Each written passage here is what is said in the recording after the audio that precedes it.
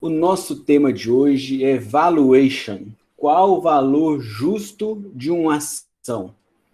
Esse é um tema que muitos investidores buscam conhecer, desperta interesse em muitas pessoas, como encontrar um valor correto da ação. Aquele valor que, se o investidor fizer o aporte, comprar a ação, ele vai ter uma perspectiva de ganho no futuro. Esse vai ser, então, o nosso assunto de hoje. Esse tema está no capítulo 11 do livro da CVM, Mercado de Valores Imobiliários Brasileiro. É um capítulo que fala sobre análise fundamentalista. E no capítulo 14 e no capítulo 15 também do livro Mercado de Capitais, do Juliano Lima Pinheiro. Vale a pena muito depois acompanhar esse capítulo 15 do livro do Juliano Pinheiro, que vai falar especificamente sobre valuation. Porque valuation está dentro daquele estudo de análise fundamentalista, que é encontrar o valor justo da empresa, o valor intrínseco da empresa. Então, valuation é uma dessas etapas do trabalho de análise fundamentalista. É isso que a gente vai ver hoje, detalhadamente, sobre valuation. Nós vamos ver os conceitos e uma das técnicas para se fazer o valuation. Nós vamos fazer um exemplo prático demonstrando todos os cálculos do valuation num estudo de caso das empresas do setor de construção civil. Conceito de valuation. Valuation consiste em valorar ações. Valuation é um método ou um processo de atribuir valor a um ativo. No nosso caso, que estamos falando de mercado financeiro, nós estamos falando de ações. Isso poderia ser usado também para fundos imobiliários. Ativos do mercado financeiro podem ser estudados e para eles a gente pode encontrar um valor justo. Então nós vamos usar o método de valuation ou algum método de valuation para encontrar o valor justo desses ativos. E nós vamos comparar o preço encontrado pelo método de valuation com o preço de mercado, identificando se esse ativo está caro ou barato. Isso vai ajudar os investidores a tomar decisões montando as suas carteiras. Existem várias técnicas de se fazer valuation. Até mesmo nós, enquanto indivíduos, fazemos isso no nosso dia a dia ao comparar preços de produtos diferentes, ou mesmo preço de mesmos produtos em locais diferentes. Quando a gente vai no supermercado, a gente compara o mesmo produto de marcas diferentes, relacionando produtos. Nós estamos indiretamente fazendo um cálculo de valuation, identificando se o produto da marca A está mais caro ou mais barato do que o produto da marca B. Isso nos ajuda a tomar decisão de comprar ou não aquele produto. Então, na verdade, a todo momento nós estamos comparando preços de ativos. E isso não deixa de ser uma técnica de valuation, mesmo que sem a gente nem perceber. Mas existem técnicas mais exatas, mais elaboradas para se fazer isso.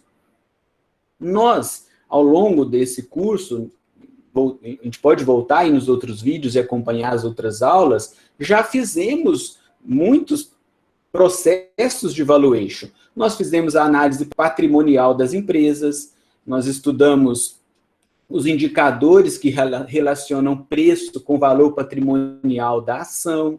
Nós fizemos análises de múltiplos dessas empresas, calculamos os índices de valor, relacionamos preço com lucro, relacionamos o enterprise value com o EBIT, fizemos diversos cálculos relacionando indicadores de valor.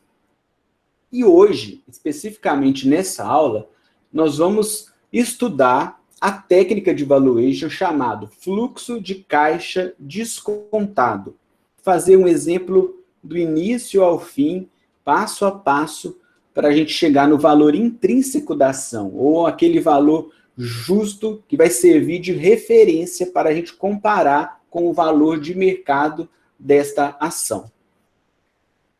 Vamos definir aqui o que é esse fluxo de caixa descontado. É uma projeção daquilo que a empresa poderá produzir futuramente considerando os descontos do tempo que isso levará e os riscos assumidos. Nós vamos projetar os ganhos da empresa para o futuro, trazer esses ganhos do futuro para o valor presente. Isso vai ser o fluxo de caixa descontado. A soma desses vários fluxos de caixas anuais vai dar o total do fluxo de caixa, que será dividido pelo número de ações, e assim a gente vai encontrar o valor intrínseco da ação. Na prática, o que a gente vai fazer? A gente vai trazer para o valor presente, através de uma taxa de desconto, o fluxo de caixa futuro da empresa. Uma coisa muito importante para a gente conseguir fazer bem esse trabalho é respeitar as etapas do trabalho, fazer passo a passo. A gente não precisa se preocupar com o último valor, com a última conta lá do valor intrínseco, e esquecer que é um processo. Então, nós temos que ir etapa após etapa. É fundamental que aqueles que vão trabalhar com isso tenham uma base de contabilidade. Quando eu falo aqui de contabilidade, conhecer bem os demonstrativos financeiros da empresa, entender um balanço patrimonial, demonstrativo de resultados, o fluxo de caixa da empresa. Essa base da contabilidade é importante porque nós vamos alimentar os modelos aqui de fluxo de caixa com informações lá das demonstrações financeiras da empresa. Então, se o indivíduo não sabe o que é um ativo circulante, um passivo circulante, um patrimônio líquido, ele vai ter dificuldades de fazer este trabalho. Então, algumas habilidades, é conhecer essa base da contabilidade, é um trabalho matemático, nós vamos usar algumas fórmulas, então é importante fazer com atenção, com calma, passo a passo, para evitar erros lá na frente. Outra coisa muito importante, parte desse trabalho para encontrar esse fluxo de caixa é um trabalho de estimativa. É um trabalho de tentar determinar para onde a empresa vai no futuro. E aí que começa a dificuldade desse trabalho. Nós vamos ver na sequência que a gente vai ter que determinar algumas premissas, e muitas dessas premissas são premissas quanto ao futuro, do qual a gente não tem conhecimento. Então, cada um vai poder fazer um valuation diferente que pode dar resultados diferentes, porque as premissas com relação aos valores futuros vão ser diferentes. Uns podem achar que a empresa vai crescer mais ao longo do tempo, outros podem achar que a empresa vai crescer menos. Então, os resultados podem diferir entre vários analistas. Mas é claro, né? Essa diferença ela não pode ser absurda. Essa diferença ela não pode um dizer que o preço é 10, o outro dizer que o preço é 50. O que eu estou querendo dizer é que as escolhas das taxas de crescimento da empresa e da taxa de desconto podem diferir entre os analistas. Uns podem ser mais otimistas, outros podem ser mais pessimistas. Como é que a gente resolveria este problema? Estudando cada vez mais a empresa, cada vez mais o setor em que ela atua, estudando cada vez mais o ambiente macroeconômico. Quanto mais informações a gente conseguir sobre a empresa e sobre o ambiente que ela está inserida, melhor serão nossas premissas, nossas estimativas com relação a essa empresa. Agora, mesmo que tudo isso esteja ok, esteja sendo feito de maneira correta, essa determinação das premissas quanto ao futuro, mesmo assim nós estamos sujeitos aos acontecimentos futuros. A gente pode fazer um cálculo de valuation perfeito, correto, e no mês seguinte a empresa tomar uma multa milionária do governo, e nos períodos seguintes descobrir uma fraude dentro da empresa e os diretores serem presos.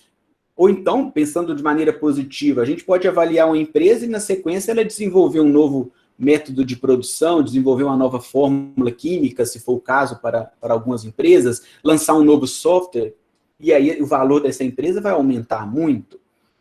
Então, os acontecimentos que estão por vir no futuro, claro, vão influenciar os resultados desse valuation.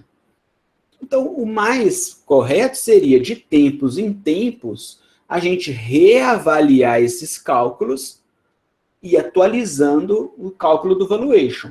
Normalmente, como as empresas divulgam seus balanços a cada 3 meses, o período mais indicado seria reavaliar o cálculo do valuation a cada 3 meses, quando é divulgado os novos relatórios financeiros.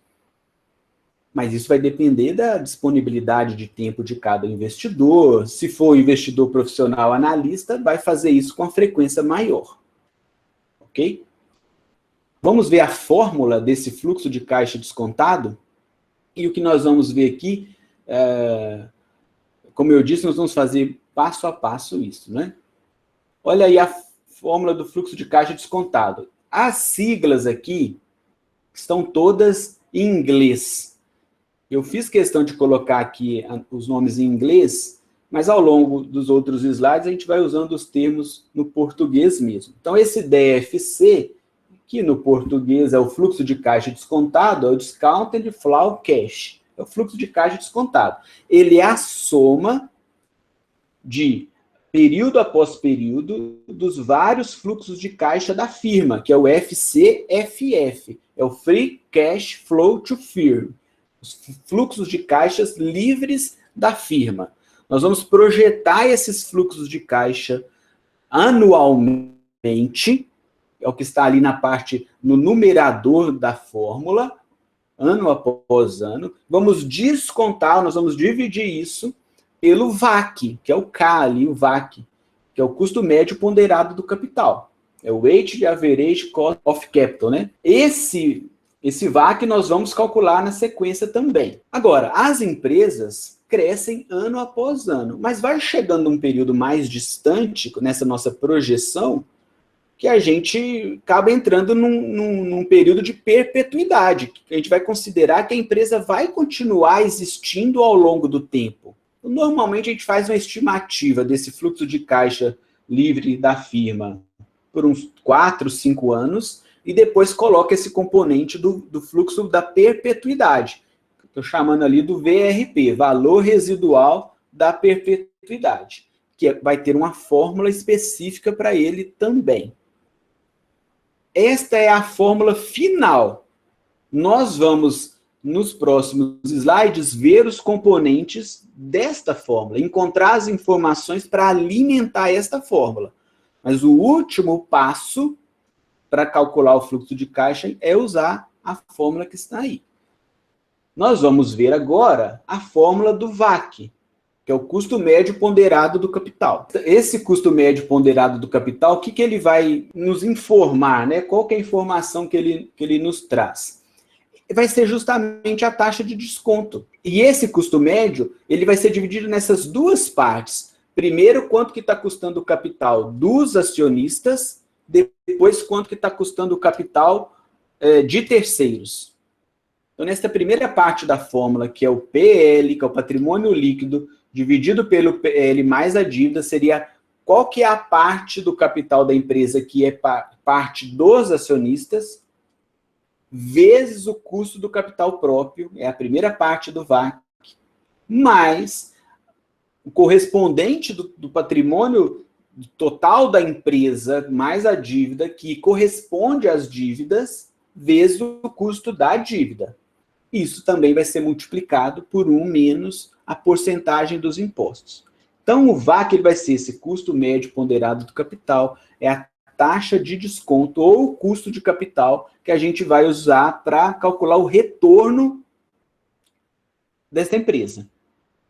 Voltando na fórmula do fluxo de caixa descontado, quando aparece aqui no denominador 1 mais K, esse K é o VAC. Então, eu tenho que encontrar este valor do VAC através da fórmula dele.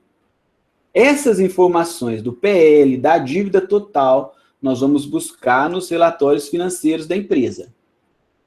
As informações do custo de capital próprio e do custo da dívida, esse custo da dívida a gente também consegue essa informação nos relatórios da empresa. E esta informação do custo do capital próprio, ela vem de onde? O acionista, ao investir em um negócio, ele espera receber uma taxa livre de risco, que essa taxa poderia ser a taxa do título público, poderia ser a taxa de juros de longo prazo, mais um retorno esperado. E aqui começa a determinação das premissas. Pode ter acionista que deseja receber 10%, acionista que quer receber 8%, outro que quer receber 5%. Aqui, então, já começam as diferenças na montagem desse modelo de valuation, que é a determinação desse custo do capital próprio. A gente consegue calcular esse custo do capital próprio usando a fórmula do CAPM. Mas, nesta aula de hoje, nesse exemplo, eu não vou usar essa fórmula do CAPM para estimar esse custo do capital próprio. Eu vou colocar essa premissa como dada. E nós vamos usar uma taxa esperada de retorno do capital próprio de 8%, mais a taxa de juros de longo prazo. Quando a gente chegar no exemplo, nós vamos voltar nessas informações para seguir em frente, ok? Então, primeira coisa, vai ter que calcular esse VAC aqui com esta forma. A gente precisa também calcular o fluxo de caixa livre da firma. Esse fluxo de caixa livre da firma, ele vai ser medido com todo o caixa que é destinado ao pagamento das dívidas, dos credores e dos acionistas. E ele tem uma fórmula. A fórmula do FCFF é o NOPAT. NOPAT, ele é um indicador desse lucro operacional da empresa, menos os impostos. Então, seria o EBIT menos os impostos, mais uma taxa de depreciação, menos o CAPEX. O CAPEX é o total dos investimentos da empresa em infraestrutura, em novas instalações, em novos projetos.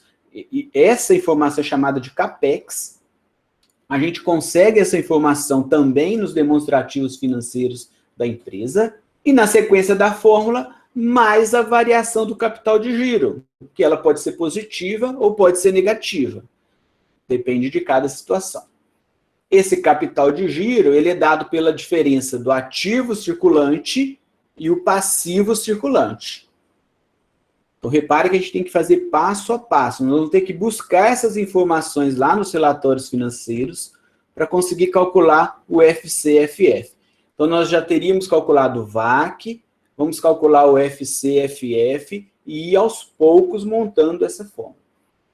Agora, uma vez calculado o FCFF, que é o fluxo de caixa livre da empresa, a gente vai ter que definir uma taxa de crescimento desse indicador ao ano e estimar isso para alguns anos seguintes. Novamente, aqui vai entrar uma premissa que vai ser diferente de analista para analista. Quanto que essa empresa espera crescer nos próximos 5 anos? 2%? 5%? 10%? Aqueles mais otimistas que esperam que o país vai crescer no futuro, talvez vão colocar uma taxa maior. Outros vão colocar uma taxa menor. Então, também vai diferenciar entre os analistas. Mas como chegar num valor mais preciso? Estudar o setor da empresa. Quanto que esse setor espera crescer no futuro? Estudar a economia do país. Qual a estimativa de crescimento do PIB para os próximos anos? E, a partir dessas informações, tentar estimar uma taxa que seja razoável para a empresa. Mas, novamente, como é uma premissa, essas premissas vão alimentar o modelo.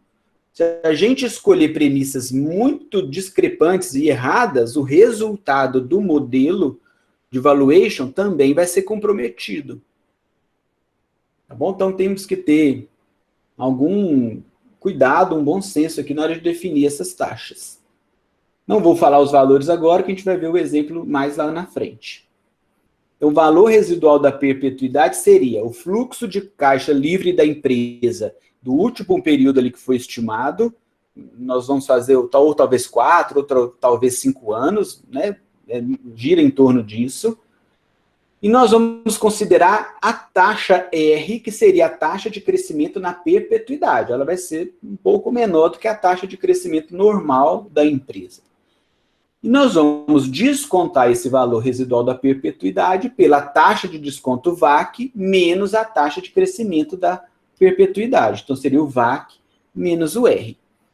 Então, daquela fórmula do fluxo de caixa descontado, nós temos que achar o VAC, o FCFF e o VRP. Fazer 3 cálculos em separado para depois alimentar aquela fórmula final.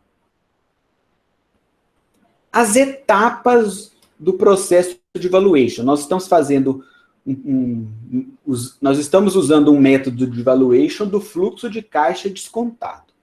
Primeira etapa, definir as premissas. Qual vai ser o custo de capital próprio? Qual vai ser o custo da dívida? Qual vai ser a taxa de impostos? Qual vai ser a taxa de crescimento do fluxo de caixa livre da firma? E qual vai ser a taxa da perpetuidade? Aqui é o ponto mais difícil do trabalho, porque é definir esses valores. Eles vão ser definidos mediante o estudo da análise fundamentalista, olhar a análise macroeconômica, olhar o setor, olhar os fundamentos da empresa, estudar bem a empresa e bem o setor, para tentar prever o que vai acontecer com ela. Aqui a maior crítica também ao método de valuation.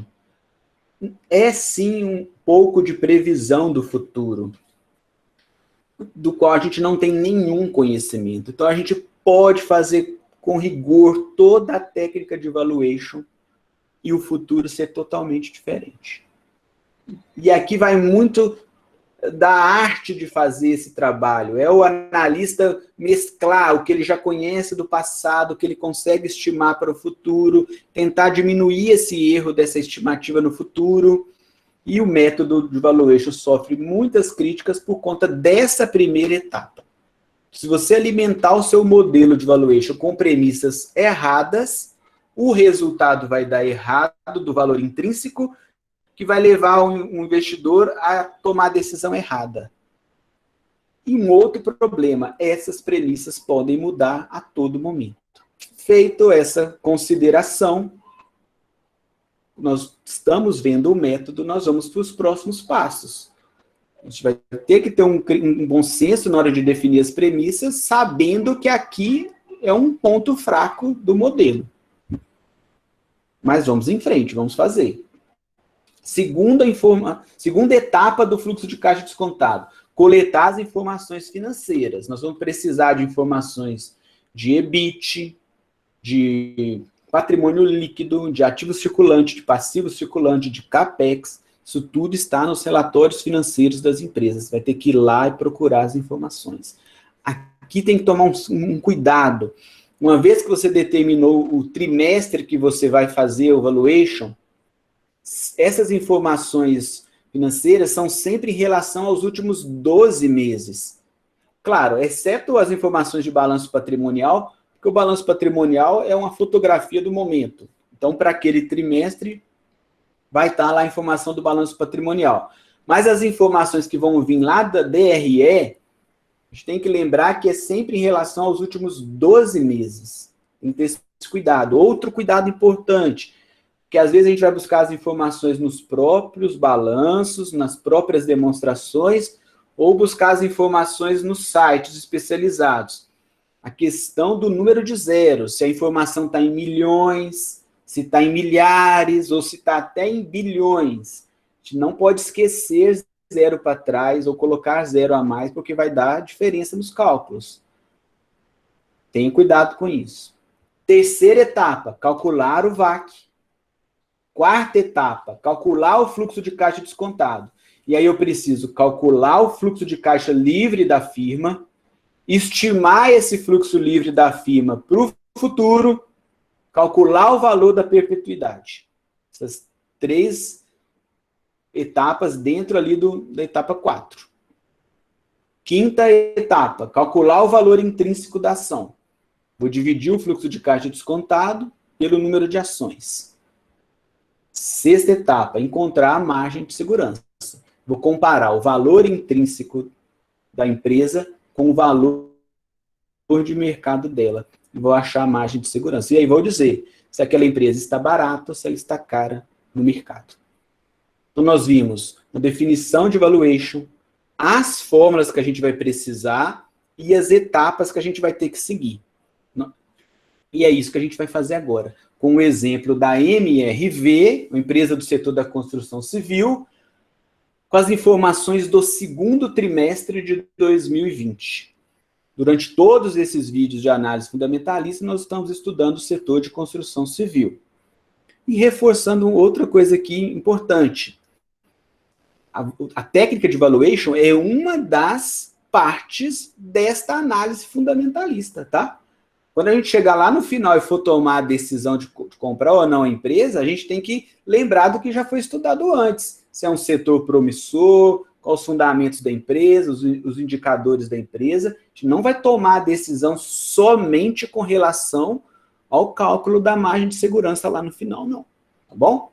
Primeira etapa, então, para o exemplo da MRV. Definir as premissas. Como o custo do capital próprio, CAE, vai ser 8% mais a taxa de juros de longo prazo, essa informação da taxa de juros de longo prazo, ela está lá no site do BNDES. Custo do capital próprio, então, seria 8% mais a taxa de juros de longo prazo. Então, daria 12,55%. Custo da dívida. Quanto que os credores estão cobrando em média da MRV? Isso está lá no resultado do segundo trimestre de 2020. Você vai lendo o relatório, tem um tópico específico falando sobre a dívida da empresa. Em média, a MRV está pagando por sua dívida, suas várias dívidas, né? Vários contratos, 4,30%. Então, eu peguei essas informações lá nos resultados da MRV. Outra premissa, qual vai ser a taxa de imposto? Estou usando aqui como base a carga tributária do Brasil, 35%. Repare que isso aqui é uma premissa, porque empresa por empresa, nem todas vão pagar 35%.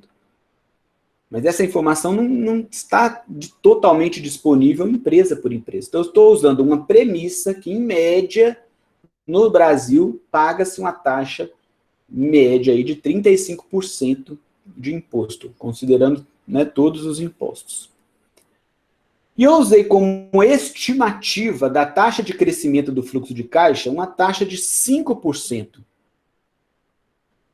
Considerando que o setor de construção civil está entrando numa retomada, vai receber investimentos e verbas por causa dos programas habitacionais do governo, vem mostrando tendência de crescimento aí no longo prazo.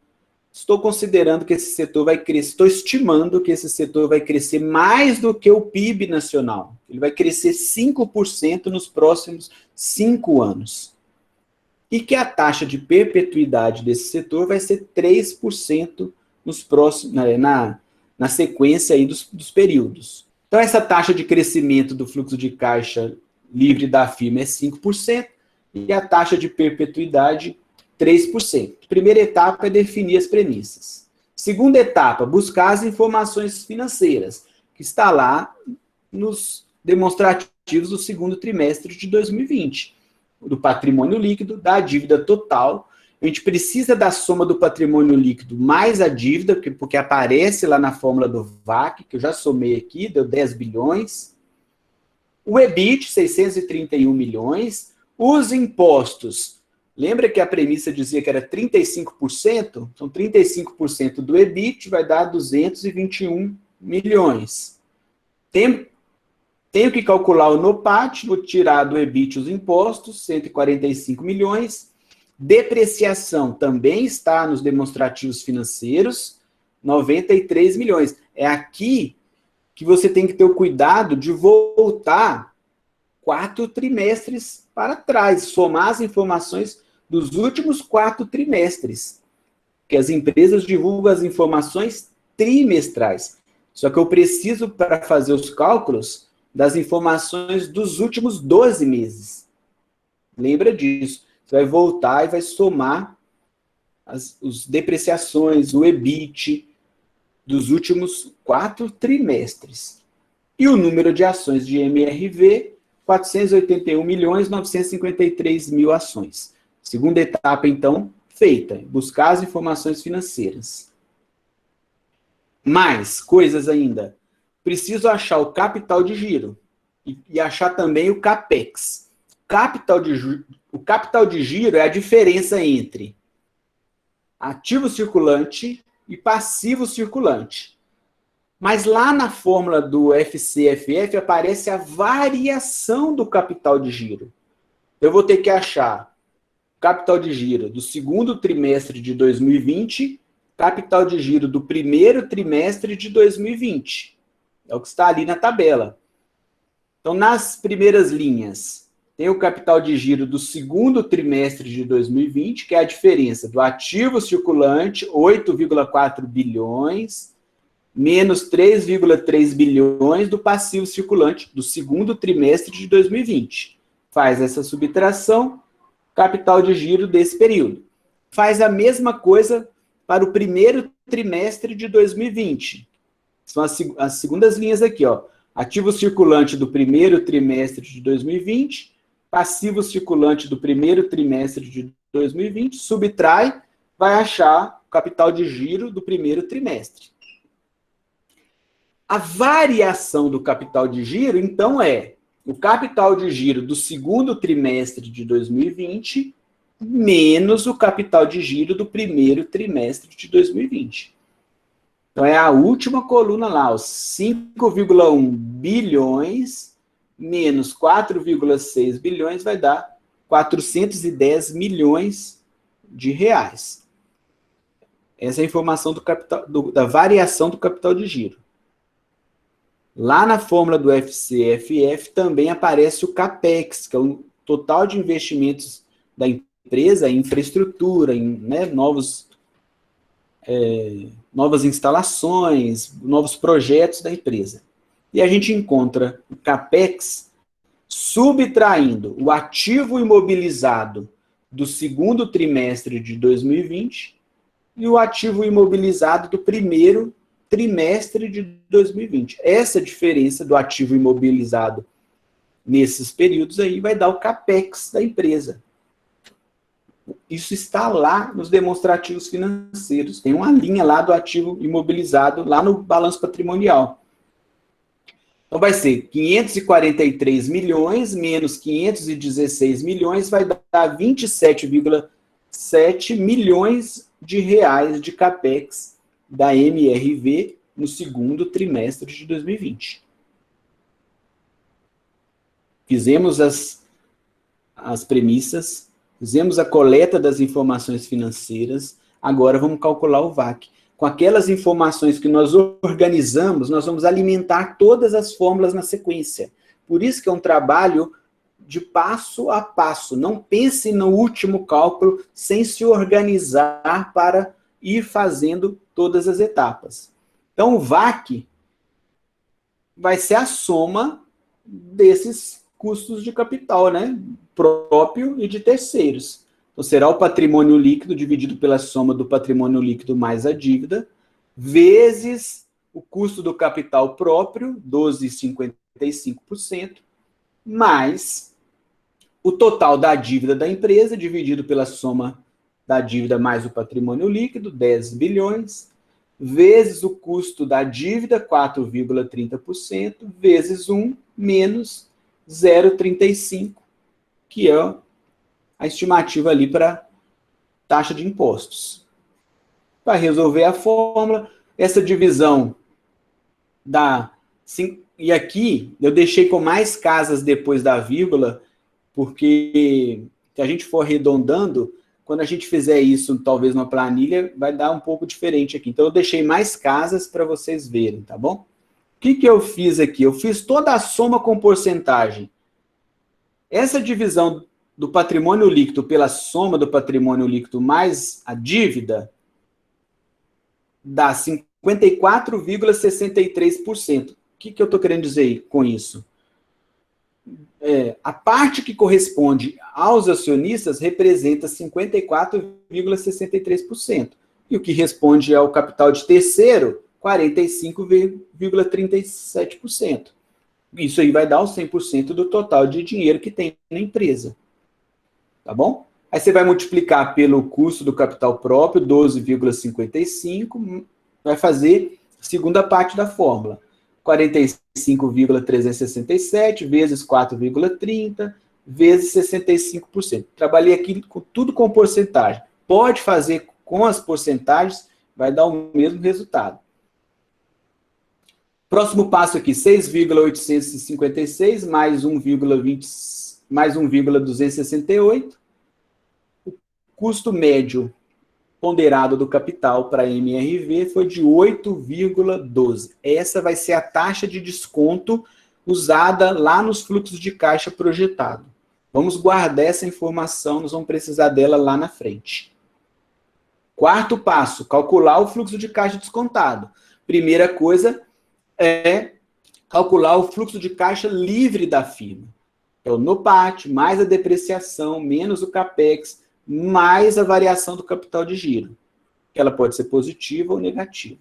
Essas informações vêm das demonstrações financeiras, já vou alimentar a fórmula ali de uma vez, substituindo cada informação que já foi organizada antes.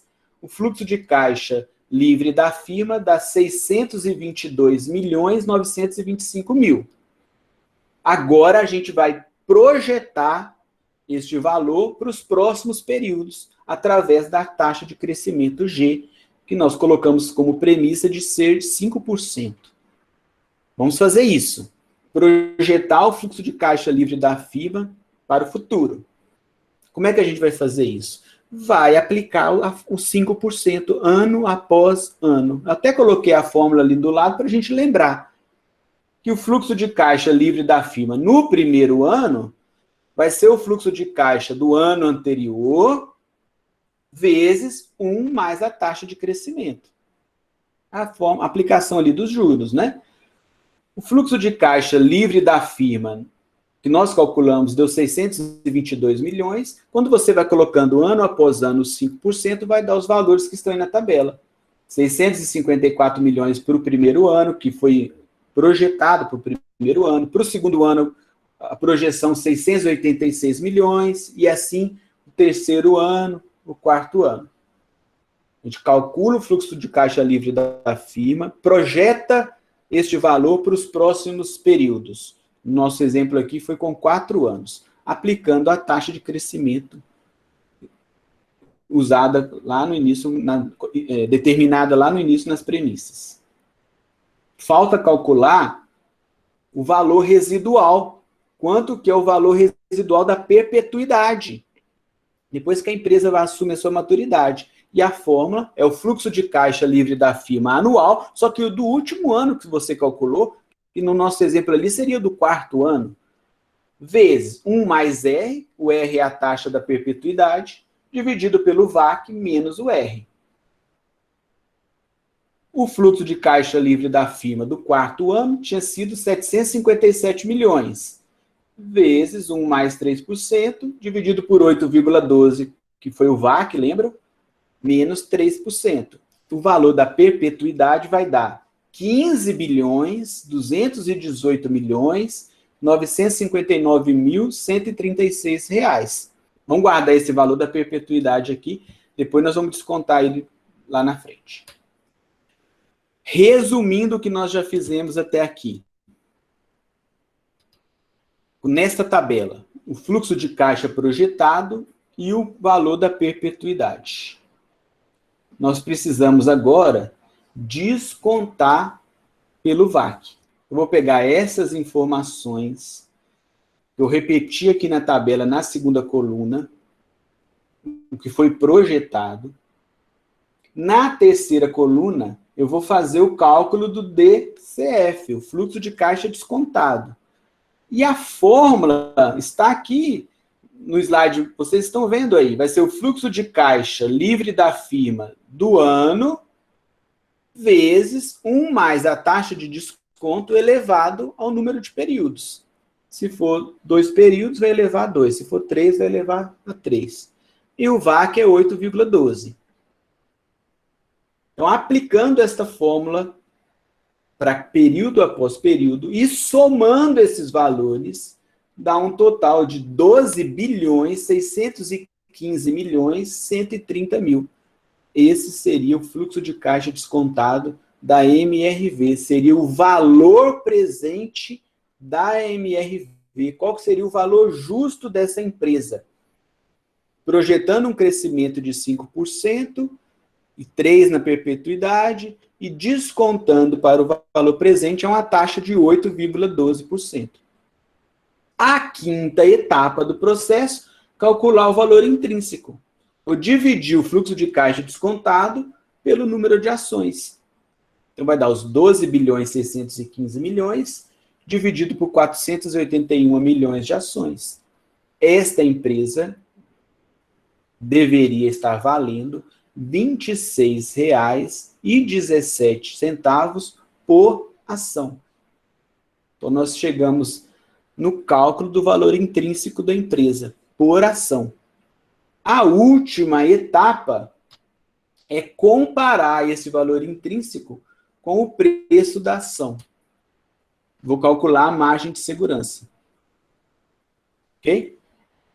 A fórmula da margem de segurança é o valor intrínseco dividido pelo preço da ação, menos 1 vezes 100. 26,17 era o valor intrínseco, dividido por 16,97 na cotação do dia 3/11, vai dar uma margem de segurança de 54,21%.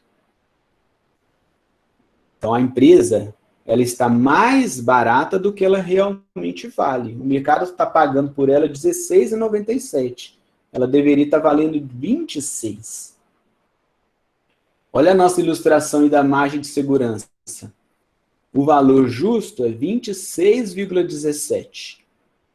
O preço de mercado, 16,97. Essa diferença entre o preço de mercado e o valor justo, que é o que a gente chama de margem de segurança. 54,21. Então, o investidor vai olhar o preço de mercado 16,97, calculou o valor intrínseco, ele está com uma folga de 54%. Ela poderia se valorizar ainda 54% até chegar no seu preço justo. Neste intervalo todo, ele ainda está pagando mais barato. Para aquele que comprar a mais que 26,17, aí estaria perdendo oportunidade, perdendo dinheiro, estaria comprando caro. Então, nós fizemos todo o processo do valuation, tentar achar um valor justo para a empresa. Os maiores cuidados aqui é na hora de determinar as premissas, fazer a coleta das informações. Depois, as fórmulas podem ser lançadas numa planilha, né, de Excel, por exemplo, e fazem esse cálculo automaticamente. Inclusive, uma vez com a planilha montada, você pode ir alimentando essa planilha para várias empresas. Fazer o cálculo de uma vez para várias empresas facilita muito o trabalho. Para finalizar esse nosso tema de hoje, coloquei uma frase aí do Warren Buffett, dos maiores investidores de todos os tempos, que ele diz o seguinte: por alguma razão, as pessoas seguem dicas de preço, não de valor.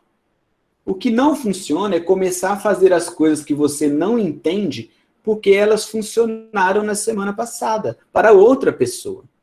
A razão mais idiota do mundo para se comprar uma ação é o seu preço estar subindo. Então, o Warren Buffett vai na mesma linha do Joel Greenblatt, do Benjamin Graham, naquele sentido de comprar empresas com bons fundamentos, preços baixos. Isso é o que o Warren Buffett disse. Mas, gente, não quer dizer que ele não possa ser criticado. Uma empresa que tem bons fundamentos, mas que tem uma margem de segurança baixa, não necessariamente tem que deixar de ser uma opção de compra. Porque ela pode estar com a projeção futura de crescimento. Então, mesmo que hoje a margem de segurança esteja baixa, Mas se no futuro essa empresa vai crescer, tem bons fundamentos, pode ser uma oportunidade. Por que eu estou fazendo essa consideração? Que todas as informações devem ser analisadas em conjunto. O valuation é só mais uma ferramenta, não é a única ferramenta. Porque pode ser que alguém faça lá planilhas e planilhas e fique esperando, e fique esperando, e fique esperando a margem de segurança ser razoável e também perdeu oportunidades. Olha o exemplo da VEG, que é uma empresa que já vem cara há muitos meses, já vem com valor, os PLs elevadíssimos, os múltiplos muito elevados, e as pessoas continuam comprando, porque é uma empresa que está indo para a produção de motores elétricos, está inovando, está abrindo novos mercados, a projeção de crescimento no futuro é muito grande, mesmo com a margem de segurança baixíssima, nem tem margem de segurança mais. Mesmo caso da Magazine Luiza. Então a gente não pode ser extremista de falar assim, não, eu não vou fazer valuation, porque as premissas é um chute, é um chutation, né? Nem evaluation, chutation, não. Nem ser extremista. Ou então pensar assim, não, só vou olhar os indicadores financeiros, só os múltiplos da empresa. Os extremos são ruins para todos os lados. Então, entender a lógica da análise fundamentalista é o mais importante. Estudar o macroambiente, estudar o setor, estudar os indicadores, calcular valor intrínseco ou pelos indicadores. Nós fizemos lá na aula sobre o Benjamin Graham, ou calcular o valor intrínseco pelo valuation, estudar a governança corporativa das empresas e montando um cenário. Aí sim tomar a decisão. Então repare que não é uma tarefa tão simples, né? Com isso, a gente encerra a nossa apresentação de hoje, na qual a gente estudou um pouco sobre as técnicas de valuation. É um tema muito complexo, um pouco difícil de ser realizado, mas que auxilia os investidores na sua tomada de decisão. Nessa aula nós vimos os conceitos de valuation, as fórmulas usadas para fazer o valuation pelo fluxo de caixa descontado e um exemplo prático para a empresa MRV do setor de construção civil. Um abraço a todos vocês e até a próxima.